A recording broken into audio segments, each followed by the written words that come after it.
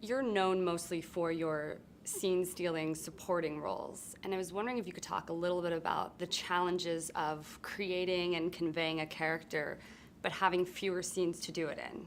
I mostly look for roles that are going to, no matter what their size, have different qualities in each scene. You know what I mean? So I look for material that's going to let me explore more than one side of a character.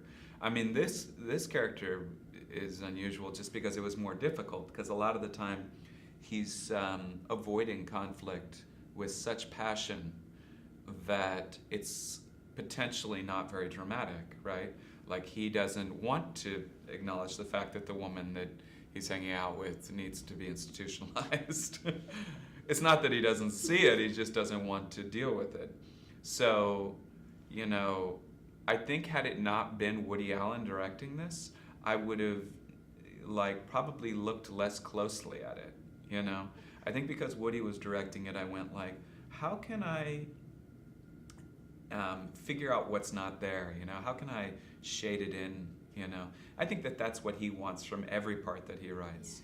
I think Woody, it seems to me, finishes a project, writes the next one, writes quickly, makes a lot of movies, and really what he's interested in are the moments, He's not interested in kind of perfecting anything. So your job as an actor is to come in and fill in what he wrote, in an afternoon. Another film that you have coming out this summer, Lovelace, you play Chuck Traynor, a very controversial figure.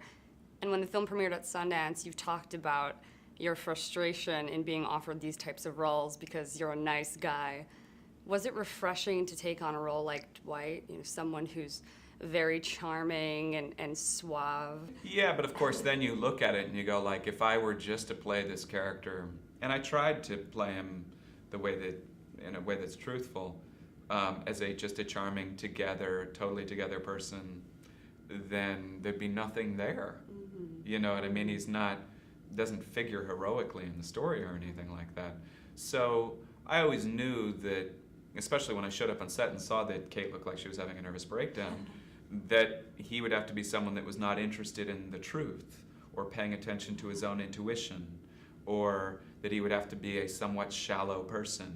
And then that was confirmed by the fact that I drive a new Mercedes and I'm wearing all, brand new fancy clothing, and, just everything about it felt superficial to me. And how do you make the surface interesting while you have to fight the truth, which are the feelings?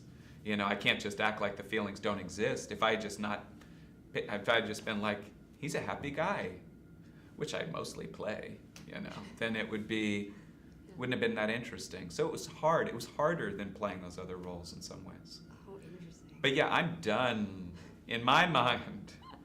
And especially the thing with Lovelace is, I feel like I really don't want to play someone who's violent toward women anymore. I have 2 kids, and it just, there's violence in films, and there's violence in the world, but having to hit Amanda, even the kind of sex that's in the movie, it just doesn't. I'll still continue looking for good material, and look, if I'm offered something that's great material with great people, I'm not saying I won't change my mind, but I have a real distaste for that type of thing.